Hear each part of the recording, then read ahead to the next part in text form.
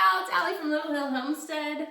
Today, I know I've done a couple videos using the masticating juicer, but we did a video, I don't even know when this was. Life is too busy right now to keep track of what day it even is, which today is actually Wednesday in real life. Anyway, what was I talking about? The masticating juicer? We made a ginger ale video not too long ago showing you guys how to make ginger ale. And a lot of you guys asked for other options for sodas. And so today I'm gonna show you guys how we make a watermelon soda using fresh watermelon and club soda, and that's it. You can do this not using a masticating juicer or cold press juicer, but it turns out so much better if you do. Like I said before, I think it's AMZ Chef. It's AMZ Chef. You can look them up on Amazon. They were sweet enough to send us this, I keep saying demasticating juicer. It's a masticating juicer, darn it. They were sweet enough to send this to us to kind of try out. And they said, well, if you like it, post a video. And so here's our video. We did the one with the oat milk, but today I'm gonna show you guys how we do watermelon.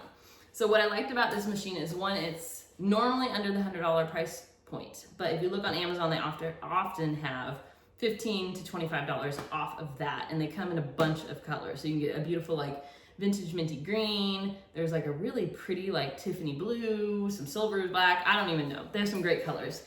This one is called rose red, I think, or something like that. But it's like basically hot pink. But it's super easy to clean, which I like, and they sell different attachments for the front of it, like a meat grinder, and I think it's a slicer is the other one you can get. So if you want to invest in a couple attachments, kind of like your KitchenAid, but they're much, much less expensive, and that way you have multi-purpose. With the motor, you still get a couple options out of it. So I like to have multi-purpose tools. So if you're spending the money on it, it's not all just, you know, lost in one machine. I have no idea what he's doing. We're Mr. and Mrs. Potato Head. Oh, bad joke. Oh my gosh. Okay, so we told you guys that one of our kids moved out, and so we started a group text, and we do a dad joke of the day. So we'll have to share that one with them. It's pretty bad, you guys. Anyways. That's what I do. Yeah, that's what we do around here at Little Hill Homestead. So like I was saying, this one I like because it's super easy to clean and super easy to put together. Plus it's really not that heavy. We had another juicer, which was like a Breville juicer, I believe, or it was really expensive. I never used the thing because it was impossible to clean, and it was actually really, really big and bulky and heavy, and so I never used the thing. This one I like because it's easy to pull out, easy to clean, easy to put together. Let's make something with it, right? Okay, so it has an on-off button on the back. The first cup right here is gonna collect our juice, and this one actually collects the pulp of whatever you're making, which in a lot of cases you can actually save the pulp, like I was saying, with almond flour, or you can make other things with it. With watermelon pulp, the cool thing is you can freeze the pulp and use it in smoothies and things like that later. So again, it's multi-purpose. There are certain things that you don't want to save the pulp, like oranges, because it just is kind of bitter. It's not really going to do much for you. But this one comes with a great recipe book to use like kiwi and different greens and stuff like that. But today we're using it for watermelon. So I'm going to go ahead and turn it on. It's very, very quiet, which I like. And then I'm using the watermelon that, hello, I'm up in your face. I'm using the watermelon that we did in our watermelon cutting video that I showed you guys to make perfect little spears. This has like a plunger that sits on the top of it. I did not cut this the right size, but my knife's right here, so that's good. Alright. We're gonna just put it in there. And what it will do, you can use the plunger if it's something bigger, like thicker like apples. But with watermelon, you don't need to do too much work to push it through there. I say that and then it gets stuck. So for our juice today, like you guys were saying, what other options do we have? Well, this is good because I guess it's gonna be high in sugar, but it's natural sugar, which you can fight me on that or not, I don't care. But, whoop, I just dropped watermelon, but my dogs love it, so I'll leave it for them. But watermelon's pretty, it didn't fall, I thought it fell. Watermelon's pretty reasonably priced in the summer. You can also juice it and freeze the juice. Use it in smoothies and things like that, or do sorbet with it, things like that. It usually doesn't last in our house, so I'm over here eating the other part of the watermelon. Yeah, he's eating the rest of my watermelon that I just cut. So what I'm super duper excited to make, but I can't, it's not the season for it. You can use this for pomegranate juice, and it takes the seeds and the stuff you don't want out, spits it out the front, and then you just have pomegranate juice, which we use to make pomegranate jelly. And we are going to make that later sometime when it's, it got me in the eye. We are going to do pomegranate jelly once we can find pomegranates closer to the fall. You're going to give your pomegranate jelly recipe away? I am going to give my pomegranate jelly recipe away. Okay. My father's going to roll over those grapes. So this was a quarter of a watermelon that we started with. We're not even halfway through it down here, and we've already got 2 cups of juice. So I'm going to turn this off because I don't need a ton of it. Let me show you guys. That's all that's left of our watermelon. Like I said, you can put this little blob of stuff. It kind of looks like tuna tartare or something. No. You can put that in a bag and stick it in the freezer, and you can use that in smoothies or things like that. Pop it in an ice cube tray, make yourself little frozen ice cubes or something like that. But let me grab, I forgot a cup. Hello. Hey, sous chef, give me a cup. Ta-da! So what I'm doing is I have club soda. This is just the Walmart brand. It's Great Value brand.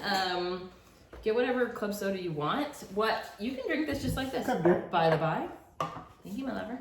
You can drink this just like this. It's just watermelon juice. Let's try it. Nobody else is gonna drink this, so they can't get my cooties. That's so good. It's very sweet, but it's super delicious. Do you want a little bit of ice? My husband and I are sharing this, and we share more than cooties, so it's fine. Just a little ice would be great. Oh my gosh. Club soda everywhere. Okay. What I'm gonna do is fill this with about, I don't know, 1 cup-ish of our watermelon juice. Are you gonna try it? I am. It tastes like Fruit Loops in a cup. Oh, I'm gonna drink the whole thing. Yeah, it's delicious. What I'm gonna do though is just kind of splash the top of it with some club soda. And all it's gonna do is, sometimes you just need the bubbles of the soda, but you could totally not use a wooden spoon, by the way. So, see, it makes bubbles. Yay, delicious. It adds the bubbles of the soda. Like if I'm gonna drink a soda, I don't do it because, I drink it because mostly that I want the caffeine. But it's got that that's good.